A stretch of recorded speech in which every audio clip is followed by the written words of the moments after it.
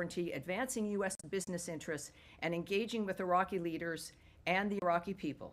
The State Department, U.S. Embassy Baghdad, and Consulate General Erbil will continue to closely monitor and assess, as you might imagine, the security situation across Iraq and the region. And that is the conclusion of my announcements. And I'm ready to take your questions. And we'll start with the young lady who was in the White House first. So we'll start with Nadia right now. Thank you. I want to follow up with what you said. The president spoke with Prime Minister Netanyahu. He just issued a statement to say he's very sorry about targeting, or not targeting, but by attacking this church. He said it was done by mistake. But the State Department and the White House put a priority on protecting minorities, especially Christians. How can you make sure that Christians in Gaza are protected? We have 3 people dead, including 88-year-old woman from Ayad family. And to make sure that these people are not actually targeted, but as the Prime Minister said, because there have been many incidents before, Tammy, as you know. They targeted the Russian Orthodox Church before. Yes, well, in this case, of course, it was an accident. I think that the response from Netanyahu is an appropriate start. Of course, we share condolences to the citizens, the civilians' deaths at the Roman Catholic Church. We have asked that Israel investigate the strike still, of course, and ensure that all civilians, including Christian civilians, remain safe. That's one of our, of course, regular asks of everyone as we try to stop war and engage with ceasefires because of the horrible dynamics that exist across the world when this goes on. There's no benefit to this, any kind of military action, no real benefit at all. So Israel did express a deep sorrow over the damage and over any civilian casualties, and the IDF, they do note, is investigating. And of course, for further information, we refer you to the government of Israel. I can tell you, as I think Caroline also noted, that President Trump also spoke to the Prime Minister, and I think it's an understatement to say that he was not happy, that this is, again, the kind of thing that reinforces his commitment to peace around the world. I've spoken with the Secretary today at length on a number of issues. Obviously, everyone is appalled. I can tell you, for those who haven't seen it and for those at home, the Israeli Foreign Ministry has said, Israel expresses deep sorrow over the damage to the Holy Family Church in Gaza City and over any civilian casualty.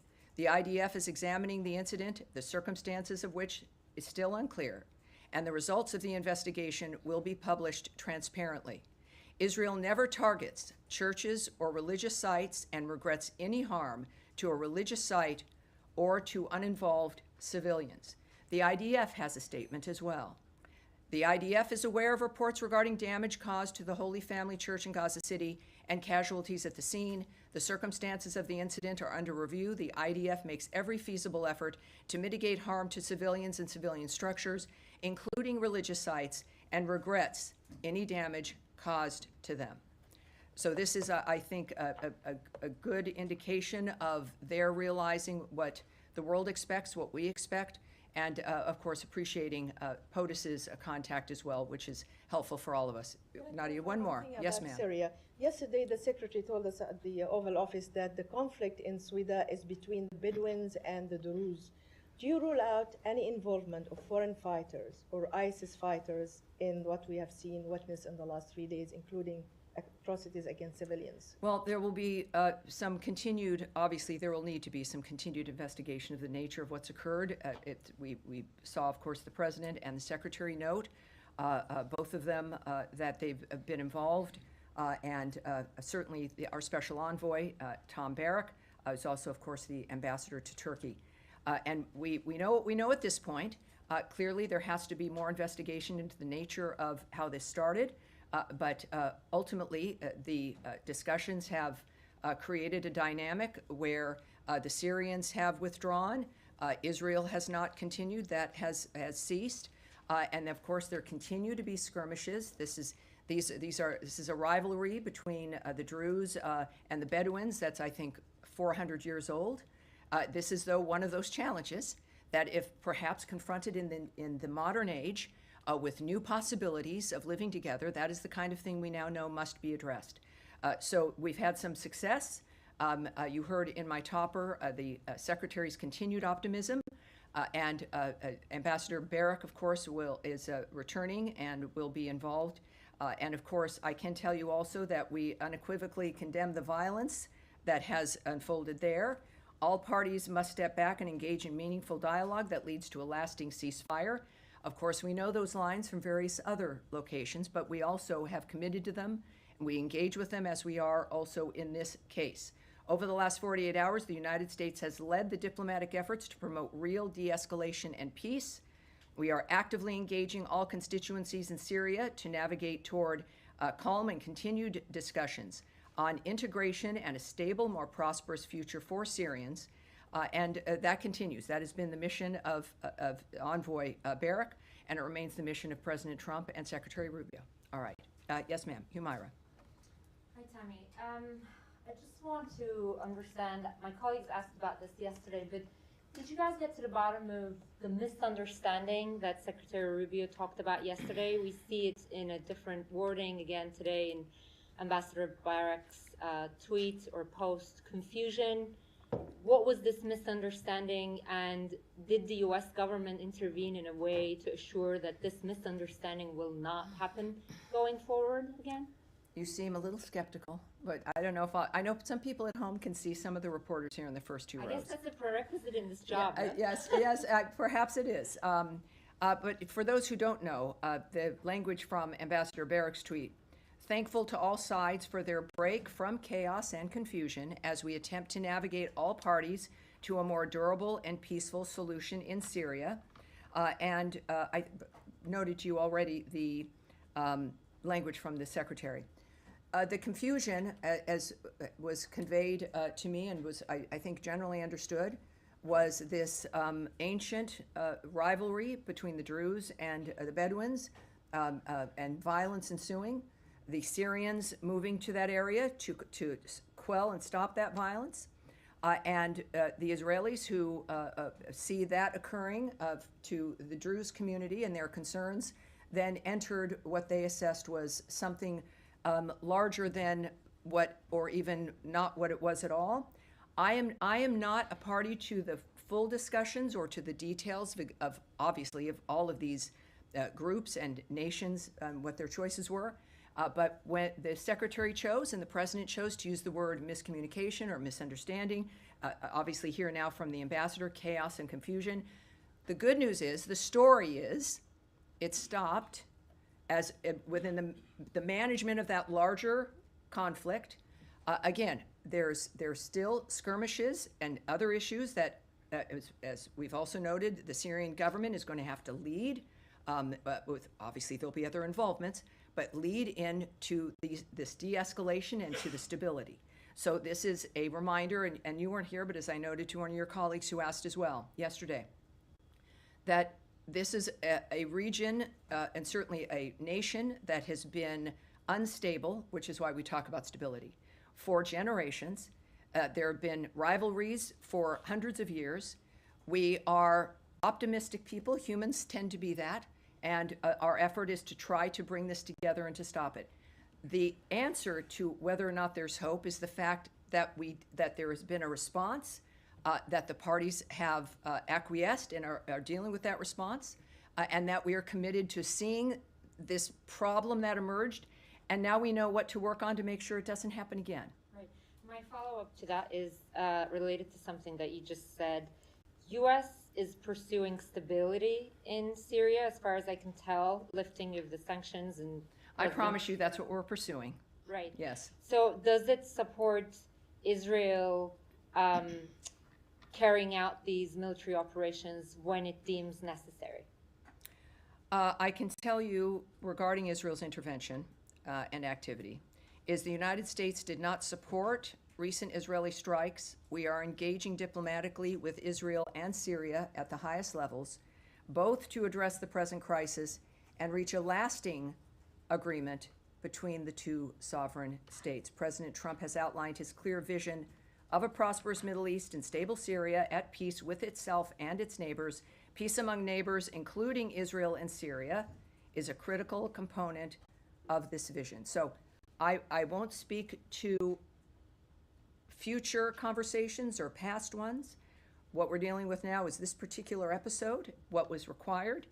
And I think we've been very clear about our displeasure. Certainly the president has, and we've worked very quickly to have it stop. All right. Yes. Thank Lily. you, Tammy. Just back to your topper on Syria. You mentioned you condemn. And let's stick with Syria for a bit while we're in it, just so you know, and then we'll continue on, of course. Go ahead. You mentioned that you condemn the violence. Are you specifically talking about the Druze Bedouin All the violence, violence, or also all the Israeli violence. strikes? Clearly, this started between those two groups, and what we know is that violence erupted. Well, is a continuing long issue between those two tribes, and then two major nations began to engage. Obviously, we then engaged, and it stopped, and that is, for me, a very, very proud moment. It's a remarkable situation being here at the State Department and here at this podium and taking this job, is to be an observer of actions that can be taken that stop what could end up being major global horrible issues. And we continue to work on some. We have been successful on others, but it was a very heartening and wonderful to see the work in that regard. So I think that it's the violence in general that appalls the president, that disturbs the secretary, and it is what we all want, even though we've grown used to it. But it's possible. And if anyone can make it happen, if any country can, it's the United States, and it's the president, and it's Secretary Rubio. All right, yes, Sean. Can I follow up your answer that you gave to the Mara, said that the United States does not support recent Israeli strikes? Can we say that the United States, well, Oh, boy. I have Yes, a I soft know, it voice was to suddenly begin the with, voice of so God. Don't want to give you any hints there, That's though. always my aspiration. Yes, there we go. Just going back on serious note, you said that the United States opposed the Israeli strikes. Yes. Two parts to that. Was there a message beforehand that Israel should not do this, and now going forward, will the U.S. continue to reject Israeli military? Well, as you know, I won't speculate. I'm not going to comment on what was or was not said prior to the situation that we're dealing with currently, nor will I speculate about, every situation is different. I am not going to speculate or guess, none of us should, at what the leaders of our country might do under any other certain circumstance. Well, just also at the beginning, you were talking about how Syria and the Syrian government needs to lead a future path. I forget Yes. the exact words. But is there a long-term solution? I mean, you mentioned that the United States helped diffuse the situation, but this is essentially the Syrian forces leaving part of what is part of Syrian territory. Are you seeing a long-term demilitarization? Is that what the U.S. would Well, do? I know it's about Syria taking the lead in determining the path forward. And so that was a very specific way that it was put. And I can't, I think there's a few people who have an idea of what's possible in what seems to be maybe an impossible situation, but we don't see it that way. And I think that's where new ideas, new solutions can emerge, is when you don't give up to what you think is impossible. So I can't comment on what the strategy would be, what individuals imagine. It is a region that is ancient, and the people are ancient, and it is the modern world, and I think we now provide a chance, our generations do, to have a different kind of path forward. Just one more point on that. All right. I mean, one of the points that Israel is making is that there are jihadists involved in this, and that some of the violence has been against Druze. Is there any concern about linkages potentially between the Syrian government, and is that something that the U.S. has seen? Is that something that the U.S. would? Well, I know that from the beginning, the issue was, of course, working with the new Syrian government on dealing with the problem of ISIS. That's I think, a unifying dynamic. We know that ISIS has been an issue. We know in that region, my goodness, look at what we've been facing with Iran and state sponsors of terrorism, and what we've all experienced for quite some time. So we know that has to be part of which I won't preview anything for you, because I'm not a part of that team, but we know that matters deeply to Envoy Barak, and everyone is clear-eyed about what this is, and yet it won't stop them from trying. But the good news is that the good and the bad news is that we have enough history to know what's solvable, what isn't. I recall before President Trump's first term that this idea of getting rid of ISIS as it was moving around the globe, that it was going to be impossible. It would take 30 years. This is just a giant, horrible thing that we would just have to learn to adapt to, but it could never be crushed. President Trump did not believe that and chose to move forward anyway. And I think it was about 18 months, 2 years at the most, and he eradicated ISIS. And so we know that there's in order for something new to happen, you've got to have the idea first. We have that. Again, we're not naive, but we are optimistic. I think that is the history of the American people, and we're going to continue on that. We have good representatives helping us with that as well. Yes, sir.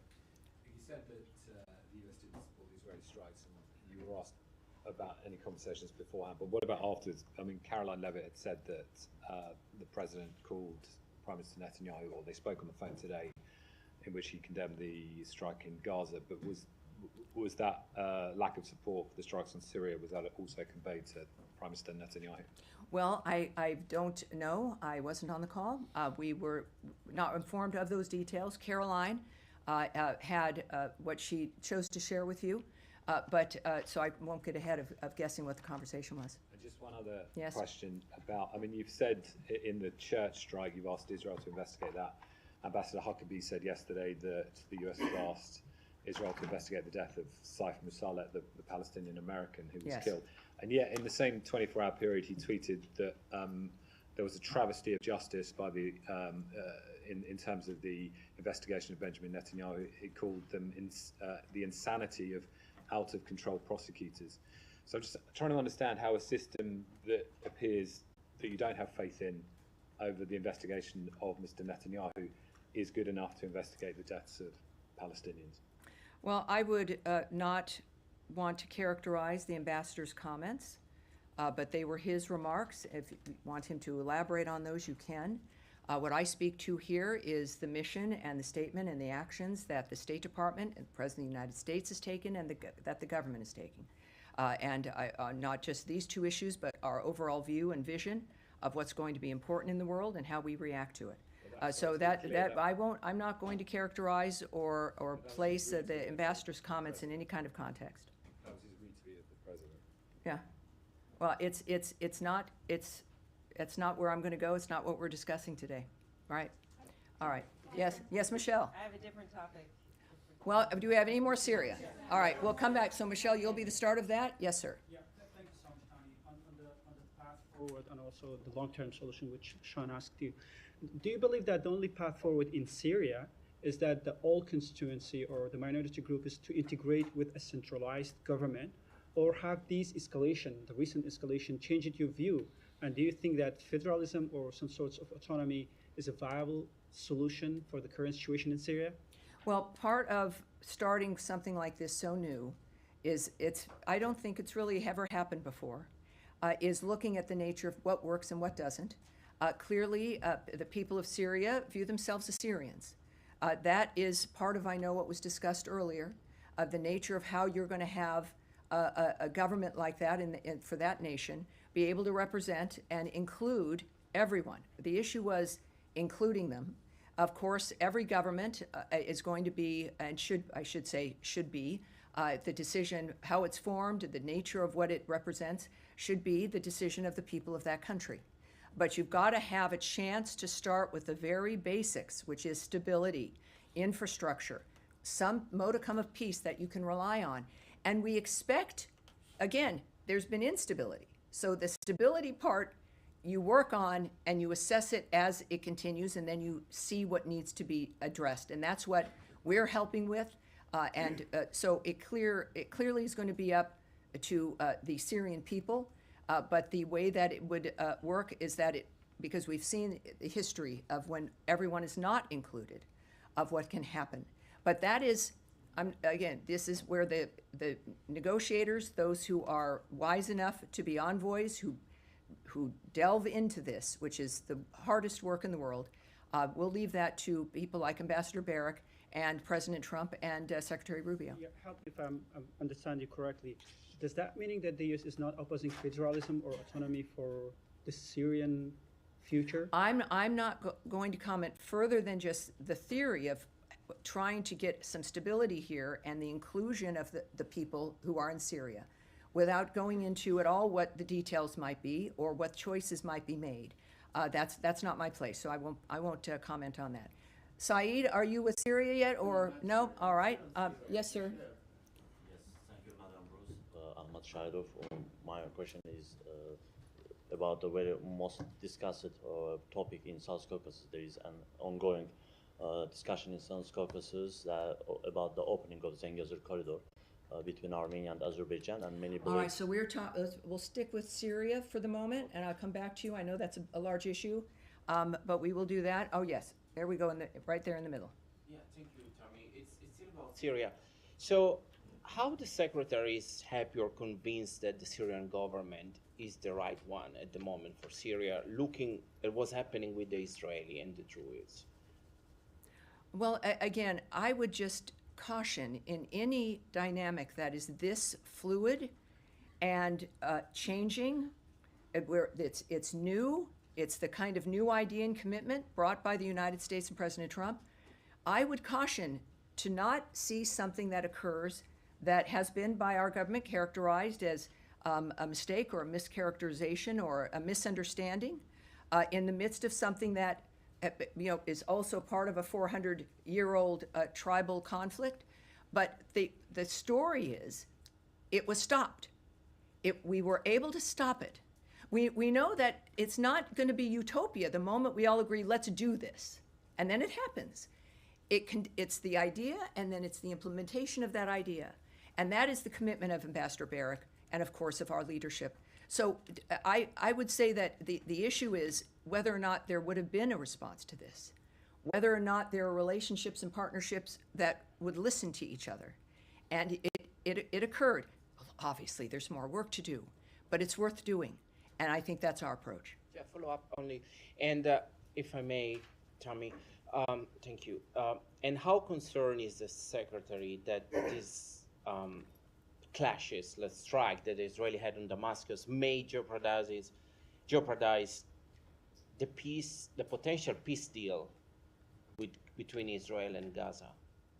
Well, this is a whole region that has, it's ancient, the beginning of time, with clashes throughout and with miraculous governments throughout, just like the rest of human history. We're looking at this clearly. There's Ambassador Barrack. We have a very specific conversation going on about Gaza and Israel's situation. Certainly, we have Russia, Ukraine, and other aspects where there's new peace deals, new ceasefires that we also discuss. But let's not conflate all of them. There are different situations with different triggers, different dynamics. And that's why we look at each one differently, and we're working on each one with a different goal that is particular to that situation. All right, now, so we will go. Let's go to Michelle. We'll go to the rescission package because All it right. includes a lot of money for the United Nations. I'm wondering if it's going to affect UNHCR's efforts to resettle Syrians back into Syria, which they call this a historic moment to do that. And I also wonder, there's big cuts in peacekeeping, and it includes some language that is critical of the peacekeeping mission in Congo. Yet the peace deal that you guys negotiated relies on the UN peacekeeping operation in Eastern Congo to help implement it. So I wonder if you've changed your mind. Well, of course, that's a dynamic regarding the White House and the bill regarding the budget, et cetera, the rescission bill, for sure. At the same time, and a little birdie told me that a lot of journalists were meeting and had a briefing on the issue of the UNHCR, yes. Right? And I don't have that answer for you yet. I want one for you.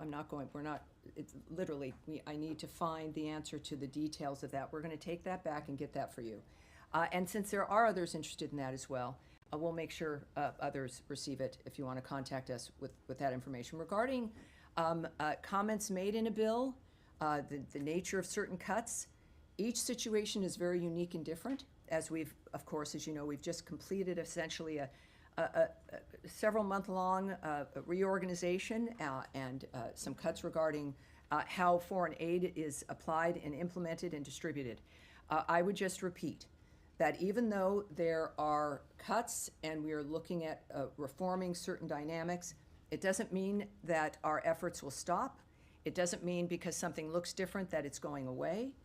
It might be handled differently, but I can't speak to the specifics that you mentioned, but what I do know that what matters to the Secretary and what we've expressed regarding that region and the work we're doing there is that what we need to have done will get done and will be funded and we'll move forward with it. All right. Yes. Thanks, Sam. I'm hoping to ask about an update to the situation where the 500 tons of high-energy biscuits are said to expire in a warehouse in the Middle East. The statement from the department yesterday said that the U.S. would always look to try to avoid any kind of food waste, try to repurpose it. Is there any indication that repurposing might happen at this point? Well, there's a lot of interesting numbers that have been moving about with this story. There's some basic responses I can give you, including the fact that if something is expired, we will destroy it. It's a matter of whether or not it's safe to distribute. But I think what's important and what part of the story is here, and a lot of people don't know this, is that we have been feeding the world's hungry for generations. And we've done it because we can. The issue is are we doing it as efficiently as we can and as smartly as we can? We, as an example, distribute roughly 1 million metric tons of food aid every year, which is reflective of the American people's generosity. Of the 1 million tons of food distributed annually by the United States, 500 metric tons of high-energy biscuits also is part of what your question is in the news has been that they were destroyed and they were expired, and yet that 500 metric tons represents less than 1% of the food aid that we distribute around the world.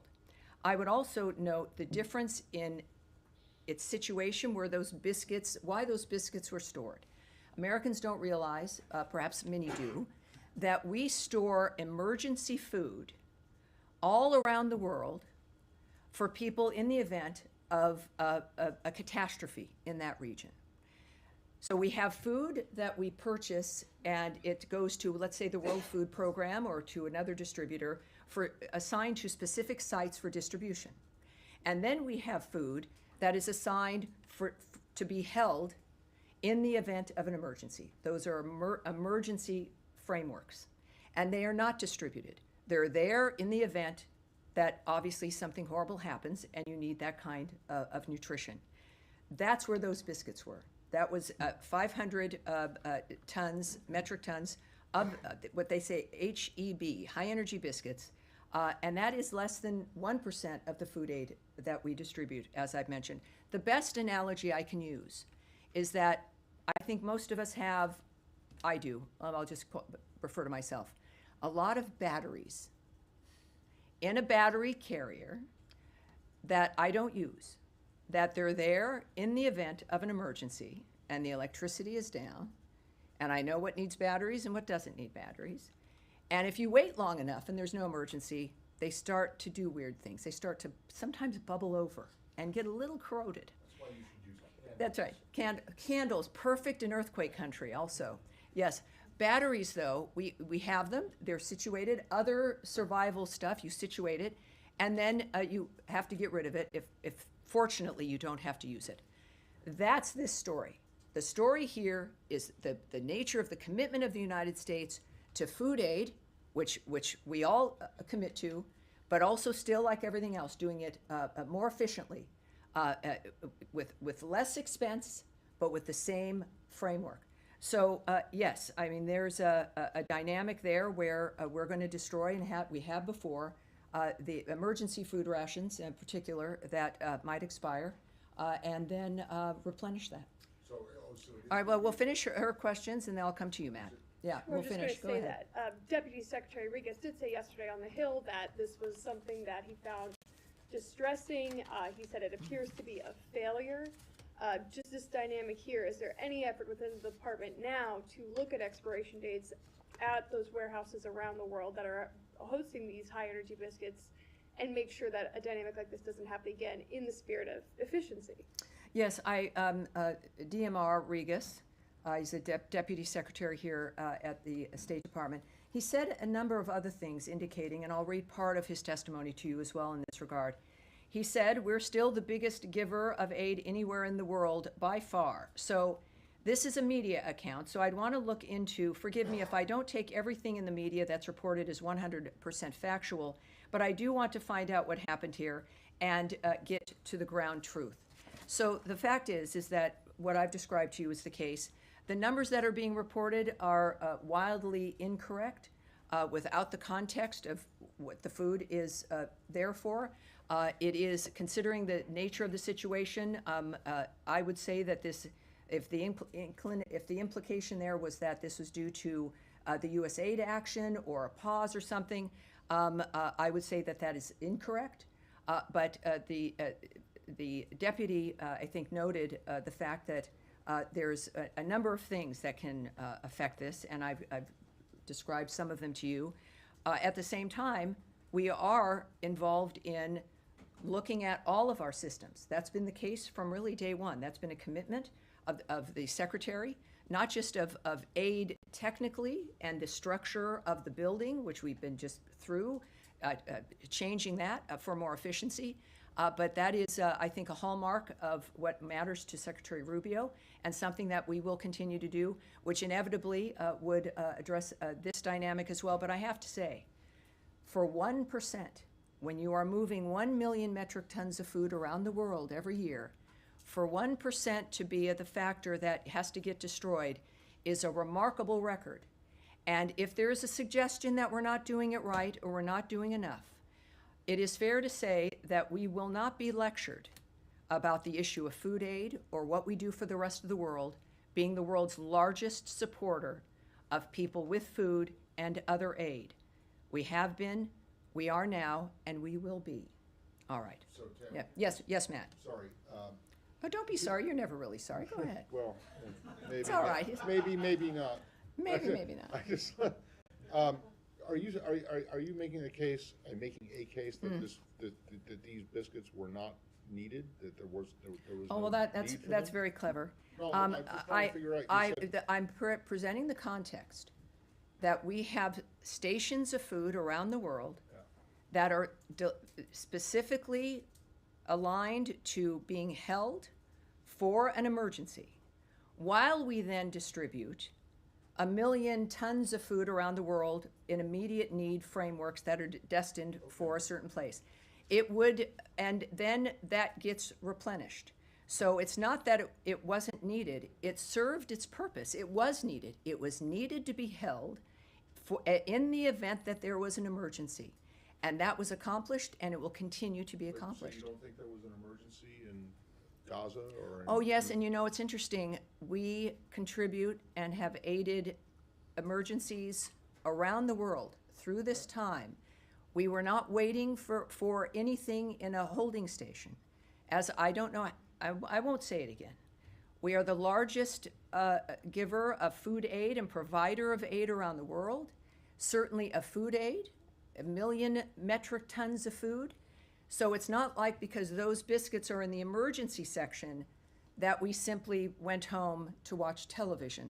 We are the largest provider. We are proud of that, and we will continue to be. Are you committing that this administration will continue to provide 1 million metric tons of emergency food aid around the world? Yes. You rarely ask me to speculate or on a hypothetical situation. We are going to continue to be the world's largest giver of aid and of food. We are going to be doing it in a smarter, more efficient manner, but it is our nature to do so. And I've said it from the beginning. You guys have heard me. Yes, things are changing. They look different, but we are still in the foreign aid business, and we're going to be better about it. I think that's pretty clear. Saeed, you've been very patient, sir. I think you actually related to Matt's Sure. topic in a way.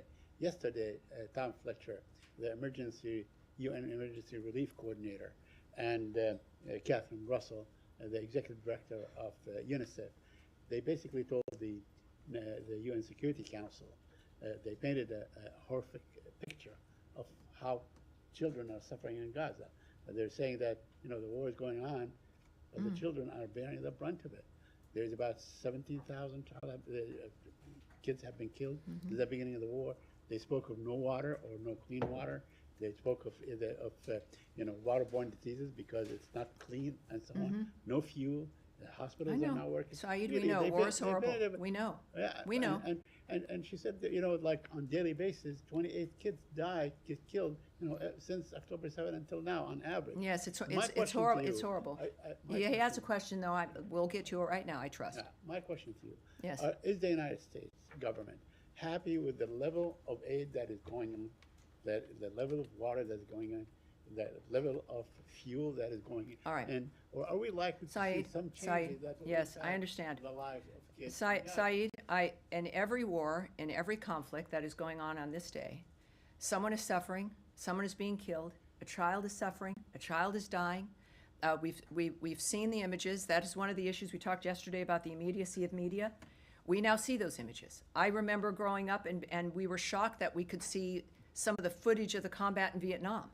That was a turning point I was a child, I had no idea. My mother was appalled.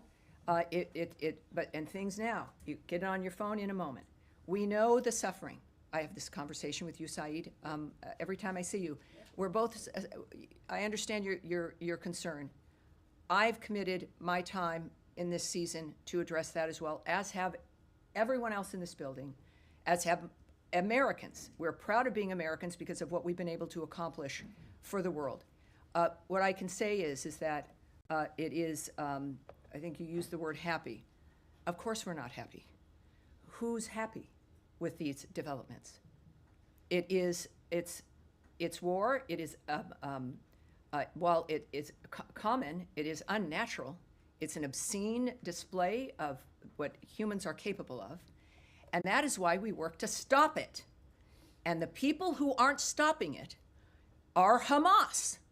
So when you think about why this continues in the Gaza Strip and organizations who have condemning the Gaza Humanitarian Foundation and their delivery of over 70 million meals at this point, the fact is there is one group responsible, and that's Hamas. They are still holding dead bodies. They're still holding live people. They are still murdering people. So if the onus is on us trying to move through that obscene environment, and we do, to do what we can, which will never be enough. Saeed, I don't know if it's because you want me to repeat this or if you forget what I say. It is worth repeating sometimes that we understand this, and it's why we do what we do. It's why the president is passionate, why the secretary is passionate, and why I stand at this podium, and why all of you are in this room, because we don't like much of what we see. We have successes sometimes. But of course it's not good enough. And it won't be, because the only time children will have exactly what they need is when Hamas is gone, when the terrorists are not controlling a swath of land, and when peace is generated by a government that its people have chosen and is not based in the inhumane slaughter of people. Yes, sir. All right, so you, sir, and then we'll go. Right. Thank you very much. I have two quick questions. You are aware. Make them not quick. But go ahead. Yes. The militia have intensified their attacks on the Kurdistan regional government's oil fields and on U.S. companies operating in Iraq, action that threaten the stability of the global energy market. These attacks are no different from what the Houthis in Yemen are doing against international trade. What responsibilities do the Iraqi state and the international community have in addressing this situation? You know, obviously that is an issue that we are concerned about. I have put out a statement, which I don't know by heart. I am going to ask Well, where's my Tommy? Is my principal deputy not here? Where did he go? All right. Nicole, I know my statement's in here, and I'd like to read it for everyone regarding the Kurdistan situation. Nicole, could I ask you to come up? Actually, you'll have to come up here. I know, it's not that intimidating. It isn't. Everyone, this is Nicole, a woman who makes a great deal possible in this building. Let's see what we have.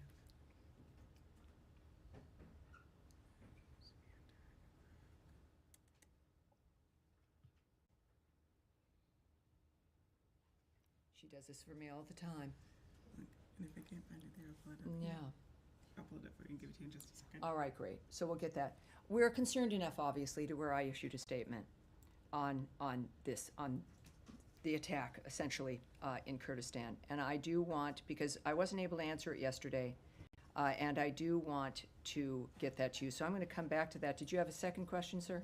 Second question, on Friday in the Kurdistan regional government, some PKK members surrendered their weapons as a goodwill gesture in support of the peace Yes. process in the Turkey. Yes. What is your position on So this? we're aware of the videos of the members of the PKK, which is the Kurdistan Workers' Party, burning their weapons in a public ceremony, as we know. So that's very important. They wanted people to see them actually doing it. That was in northern Iraq last Friday.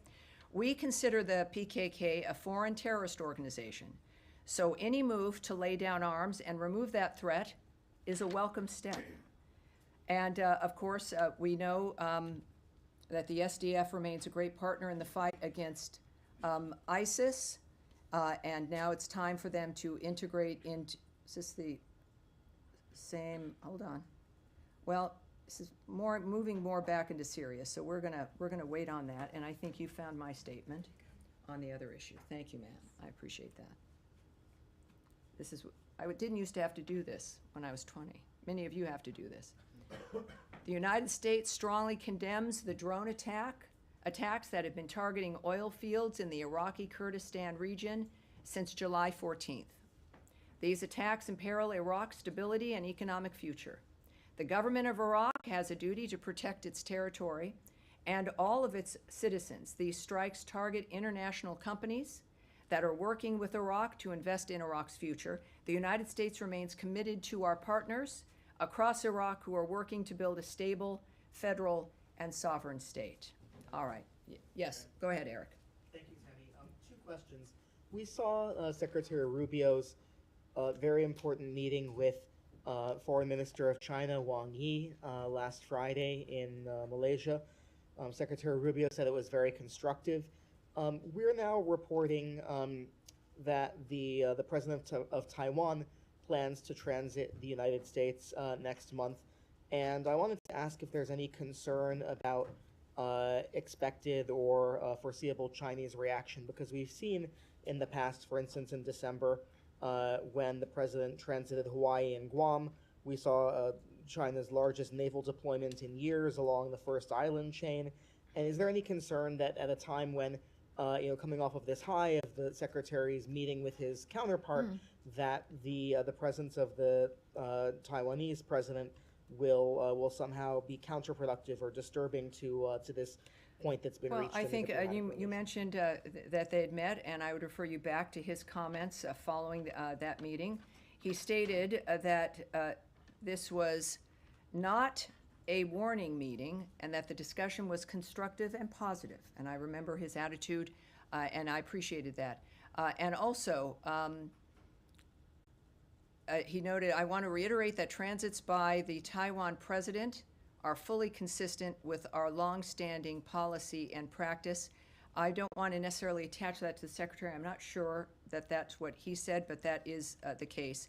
I would also say that transits of the United States by high-level Taiwan officials, including presidents, are again in line with past practice and fully consistent with our longstanding policy, and such transits are undertaken with consideration for the safety, comfort, convenience, and dignity of the passenger. All right. Sorry, All right. second Yes, go question, ahead. Tammy. All right. I'll be back to you in one moment. Ukraine, if I may. Your colleague at the White House spoke to the president's expectations following his 50 days deadline. My question is about Russia's reaction in these 3 days. There's no sign of any different, behavior. Instead, they did, issue nuclear threat. They questioned president's motives, and Russian foreign minister today said that we are not accepting any threats. So what makes the president, the administration, believe that next 47 days will be any different? Well, I can't read their mind, and I won't begin to try to think of what they might be thinking. I don't know what I'm going to be thinking tomorrow. You never know. But what I can say is that obviously they've expressed their displeasure with how things have been so far, which in part led to this new structure that we're looking at, including the 50 days. Regarding any kind of nuclear commentary or preemptive strikes, et cetera, let's just say that rhetoric does not improve regional security. And of course, as President Trump has said, the word nuclear should not be treated casually.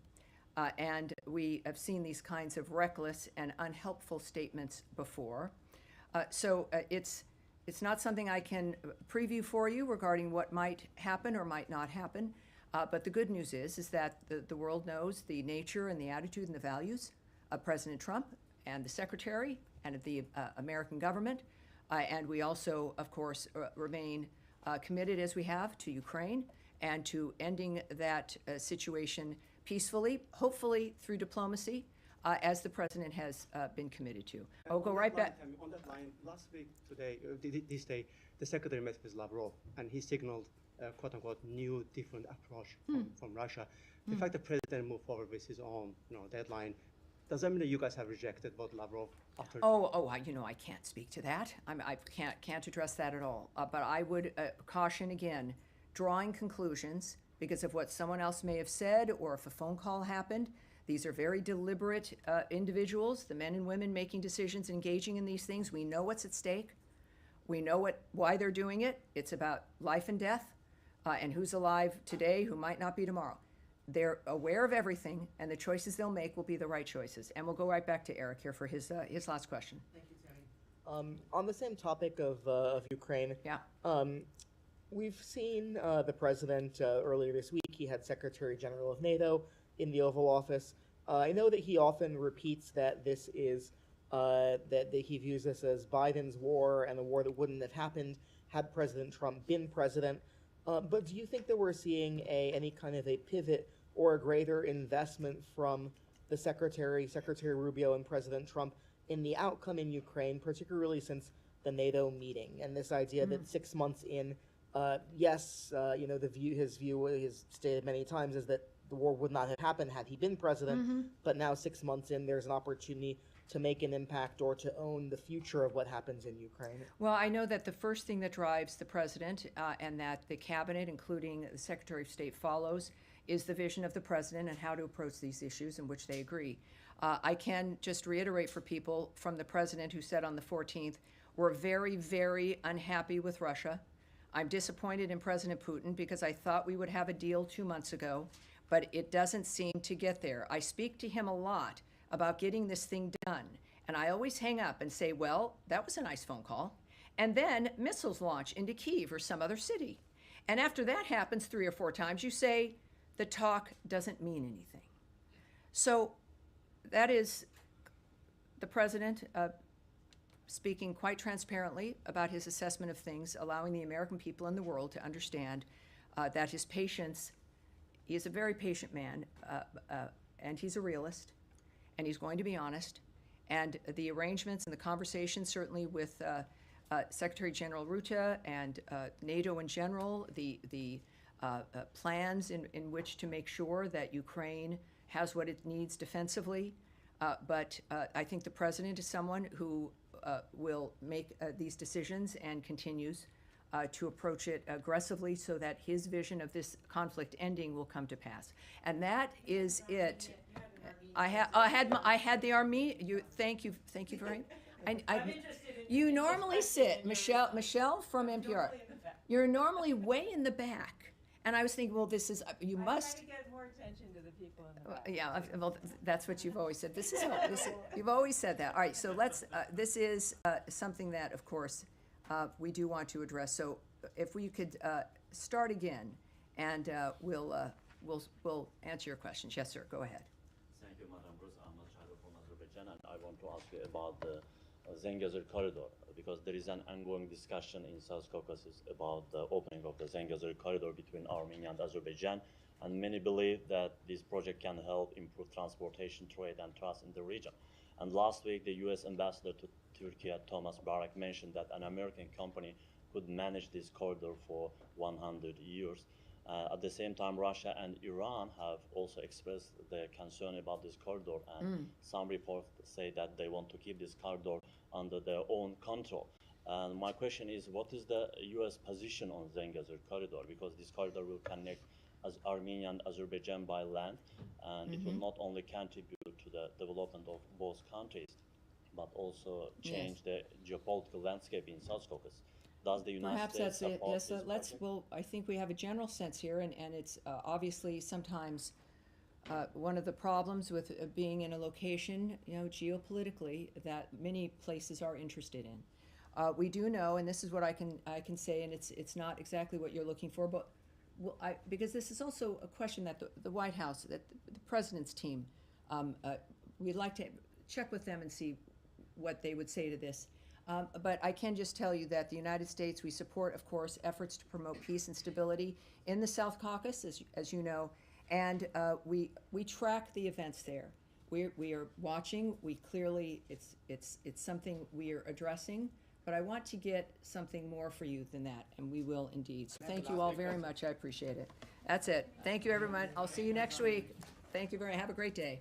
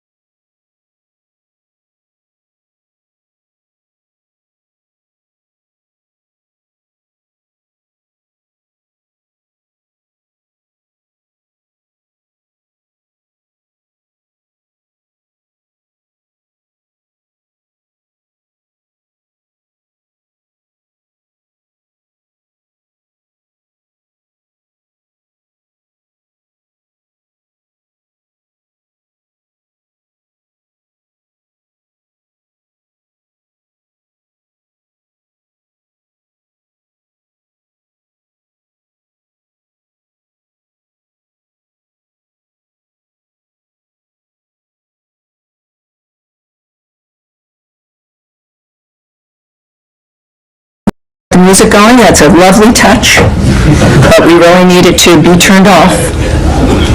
All right. Sorry, can you repeat it again? I'm going to start again at the stop. Please turn off your phones. Please. Turn off the sound. Do not disturb. You don't have to have it on airport, but although I could say that we are an airplane, but we're not. Let's start again, shall we? And welcome aboard to everybody watching at home. We know C-SPAN covers us live as well. We appreciate that. And of course, we're a little late today, but actually, every time is the perfect time because our colleague Caroline had her later briefing, so here we are right now. So to begin, an update on the situation in Syria. The United States unequivocally condemns the violence. All parties must step back and engage in meaningful dialogue that leads to a lasting ceasefire. In a tweet this morning, Ambassador Tom Barrack, also, of course, our special envoy for Syria, said, "Thankful to all sides for their break from chaos and confusion as we attempt to navigate all parties to a more durable and peaceful solution in Syria." Over the last 48 hours, the United States has led diplomatic efforts to promote real de-escalation and peace. As Secretary of State Marco Rubio noted yesterday, we have engaged all the parties involved in the clashes in Syria. We have agreed on specific steps that will bring this troubling and horrifying situation to an end tonight. This will require all parties to deliver on the commitments they have made, and this is what we fully expect them to do.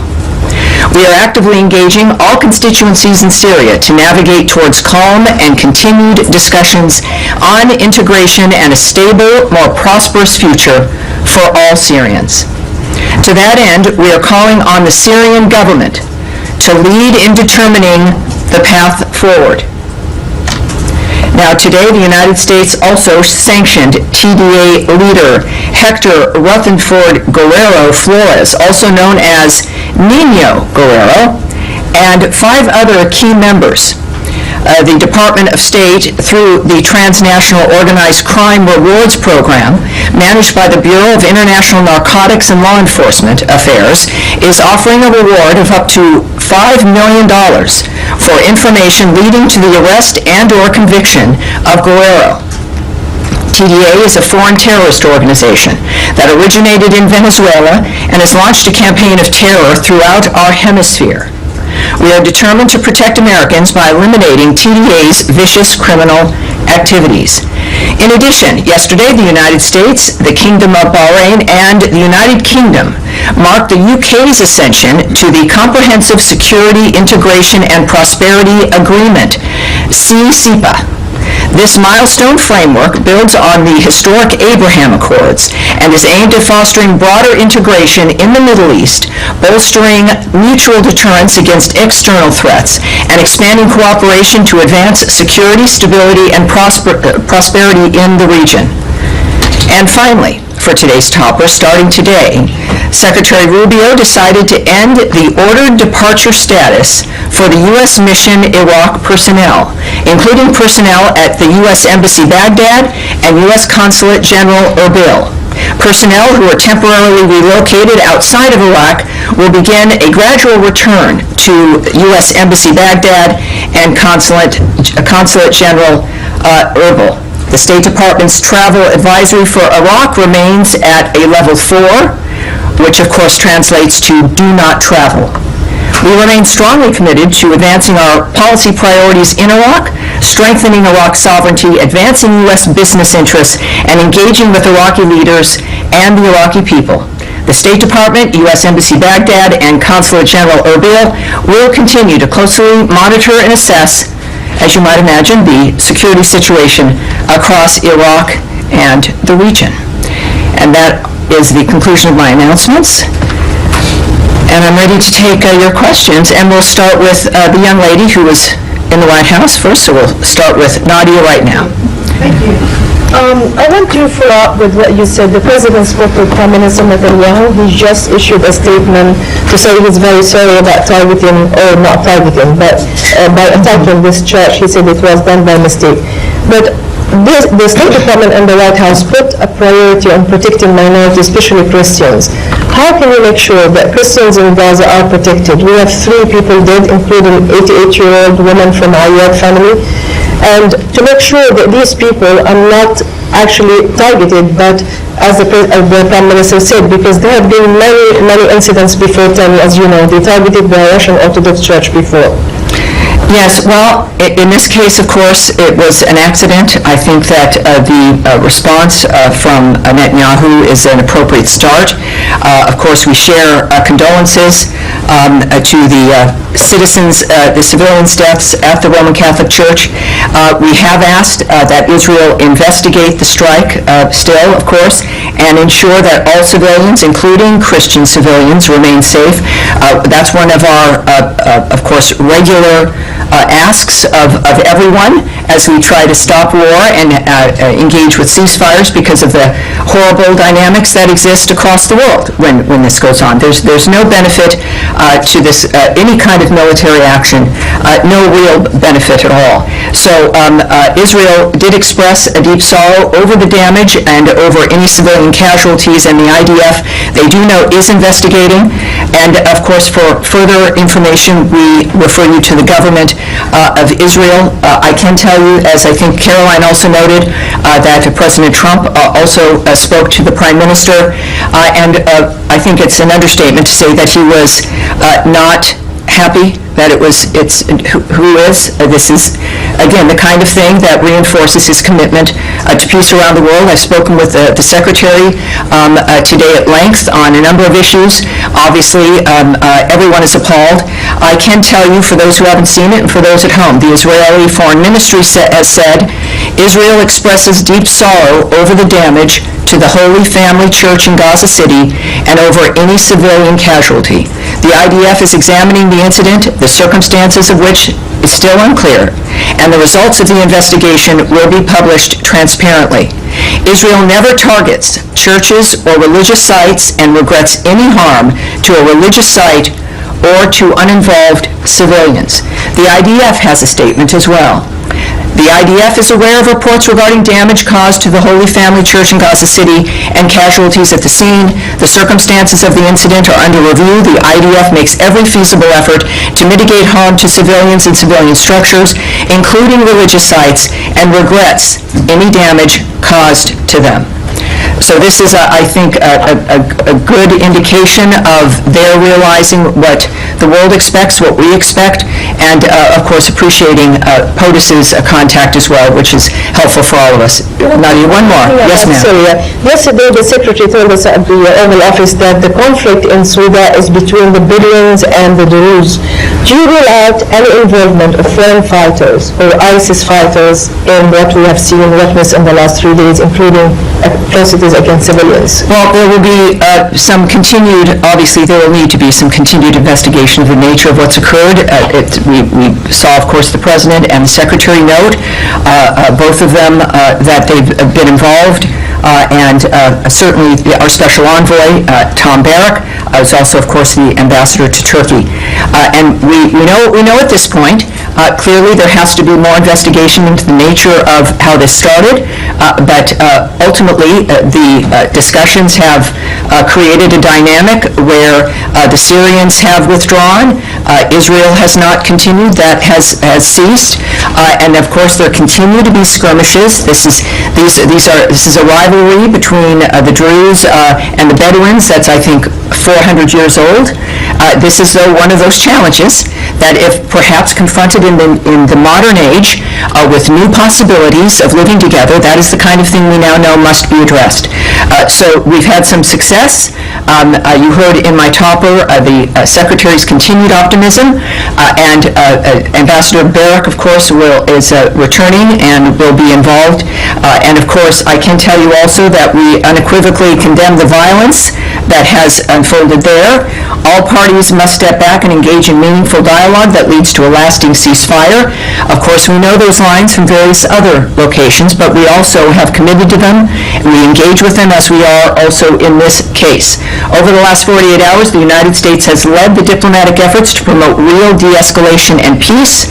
We are actively engaging all constituencies in Syria to navigate toward calm and continued discussions on integration and a stable, more prosperous future for Syrians, and that continues. That has been the mission of Envoy Barrack, and it remains the mission of President Trump and Secretary Rubio. All right. Yes, ma'am. Humaira. Hi, Tammy. I just want to understand, my colleagues asked about this yesterday, but did you guys get to the bottom of the misunderstanding that Secretary Rubio talked about yesterday? We see it in a different wording again today in Ambassador Barrack's tweet or post. Confusion. What was this misunderstanding, and did the U.S. government intervene in a way to assure that this misunderstanding will not happen going forward again? You seem a little skeptical, but I don't know if I know some people at home can see some of the reporters here in the first 2 rows. I guess that's a prerequisite in this job. Yes, perhaps it is. But for those who don't know, the language from Ambassador Barrack's tweet: thankful to all sides for their break from chaos and confusion as we attempt to navigate all parties to a more durable and peaceful solution in Syria.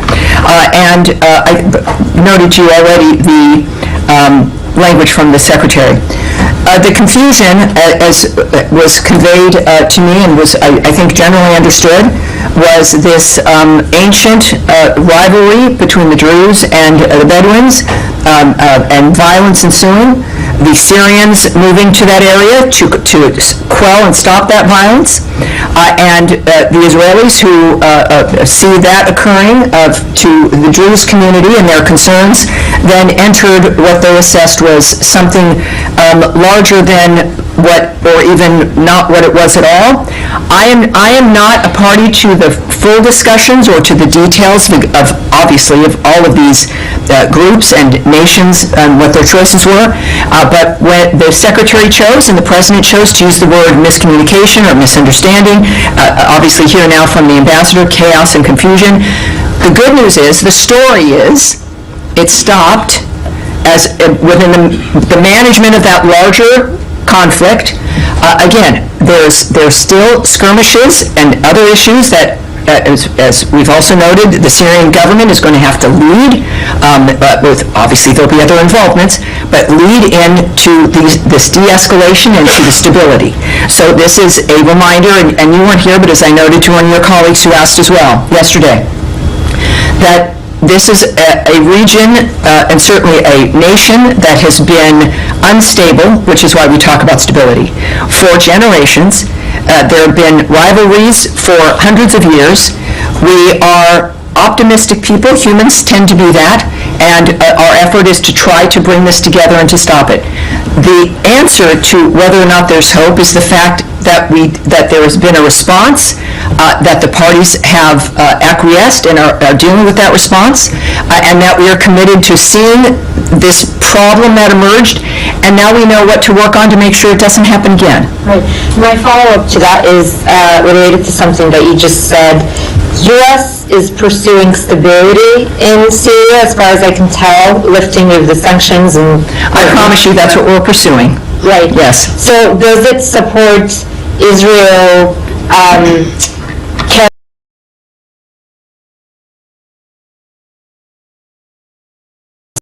That's a lovely touch, but we really need it to be turned off. All right. Sorry, can you repeat it again? I'm going to start again at the stop. Please turn off your phones. Please. Turn off the sound. Do not disturb. You don't have to have it on airport, but although I could say that we are an airplane, but we're not. Let's start again, shall we?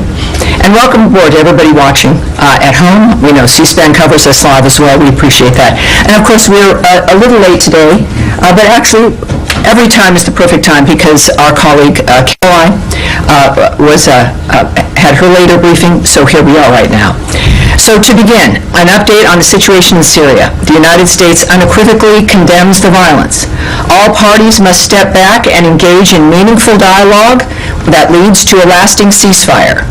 In a tweet this morning, Ambassador Tom Barrack, also of course our special envoy for Syria, said, "Thankful to all sides for their break from chaos and confusion as we attempt to navigate all parties to a more durable and peaceful solution in Syria." Over the last 48 hours, the United States has led diplomatic efforts to promote real de-escalation and peace. As Secretary of State Marco Rubio noted yesterday, we have engaged all the parties involved in the clashes in Syria. We have agreed on specific steps that will bring this troubling and horrifying situation to an end tonight. This will require all parties to deliver on the commitments they have made, and this is what we fully expect them to do. We are actively engaging all constituencies in Syria to navigate towards calm and continued discussions on integration and a stable, more prosperous future for all Syrians. To that end, we are calling on the Syrian government to lead in determining the path forward. Now, today, the United States also sanctioned TDA leader Hector Ruff